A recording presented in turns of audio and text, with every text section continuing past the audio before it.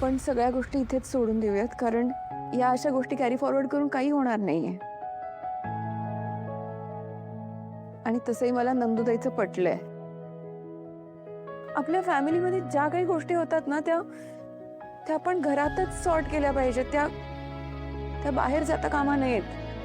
दादाला तर थांबवलंय, पण मी सुद्धा आईंविरुद्ध तक्रार करणार नाहीये. बघ बघ जरा बघ, शिक हिच्याकडून काहीतरी. अगं तू कितीही वाईट वागलीस ना तरी ती मात्र स्वतःचा चांगुलपणा सोडत नाहीये. तुझी लायकी नसताना सुद्धा ती तिच्या भावाशी खोटं बोललेली आहे. आता तरी शहाणी हो. हो. यापुढे जर तू तिच्या अंगाला हात लावलास ना तर ती नाही, मी स्वतः पोलिसांमध्ये तक्रार करेन. लाज वाटते तुझ्या या वागण्याची. बाबा, अगं हे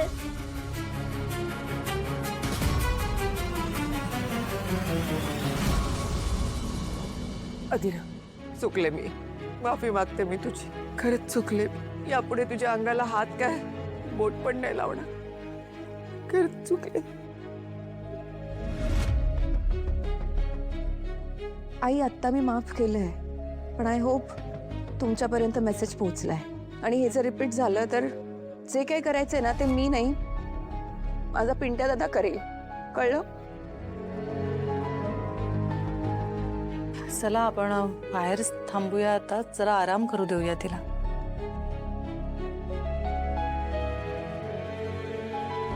तू थांब रोहन, काही लागलं तर सांग.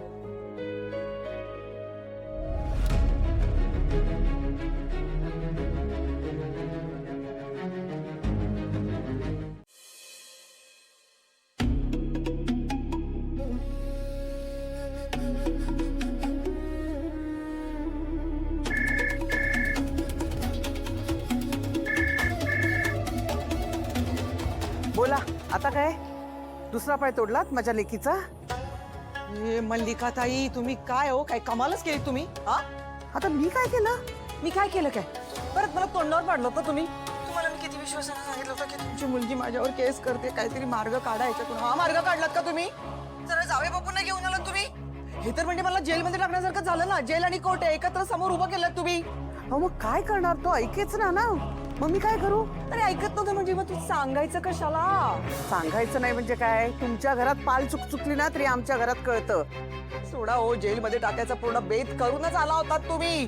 तुम्ही अजिबात जेल बिल मध्ये गेला नसता, आणि समजा गेला असता जेलमध्ये तर काही बिघडलं नसतं. एक दिवसाचा प्रश्न होता. एका दिवसात मी बाहेर काढलं असतं तुम्हाला. जाऊ द्या हो, माझा विश्वास नाहीये तुमच्यावर.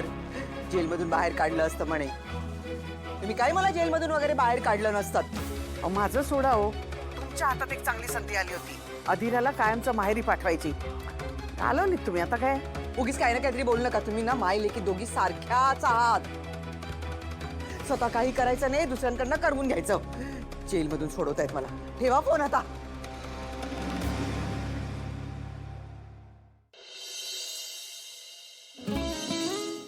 पोचलात? कुठे? घरी. आता घरीच पोहोचणार ना, आणखी कुठे जाणार? तुम्ही रागवलात ना माझ्यावर? नाही, आवाजावरून तरी तसंच वाटतंय. तुमच्यावर नाही रागवलो, मग कुणावर? स्वतःवरतीच रागवलोय. नाही, तुमची काही चूक नाही आहे यात. खरं तर तुम्ही माझ्यावरच रागवलं पाहिजे. तुमची तरी काय चूक आहे? हे जे काय म्हणजे माझी आई. आपण त्याविषयी नको बोलूया. ओके. ओके? हो ओके. बर, काढा घेतलात? विसरलो.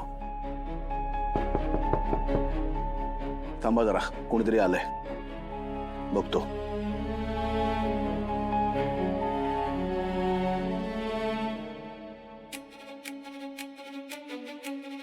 दादा, काढा. कशाला? ते वहिनींनी तुम्हाला द्यायला सांगितलंय. नकोय मला.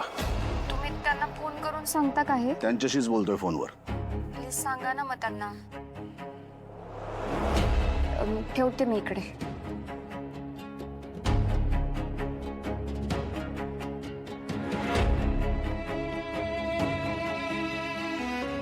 काढा कशाला? घशाला. हा अहो तुमचा घसा खवखवत असतो ना सारखा, प्लस ऍसिडिटी मायग्रेन होतं, त्यासाठीही बरा आहे तो. तुम्ही हे नका करत जाऊ सगळं. का? मला सवय होईल. मग होऊ दे की. आज तुम्ही आहात हो, पण उद्या उद्या काय? उद्या आपलं जर काही पुढे मागे झालं तर? पुढे मागे म्हणजे? आता हे आधीर आणि रोहनचं बघा ना. नाही एक मिनिट, मला नाही कळलं. त्यांचं काही अपडाऊन झालं की मग काय होईल? आपलं पण. आपलं पण काय? तुम्हाला माहिती आहे, नाही माहिती मला. आपण बोललो यावर. त्यांचं नातं जोवर आहे तोवर.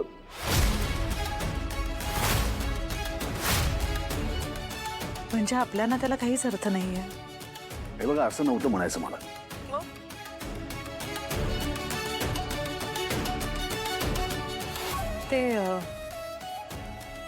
ते मैत्री आणि गुलाब वगैरे ते काय होतं मग? मैत्री राहील की, पण नवरा बायको म्हणून.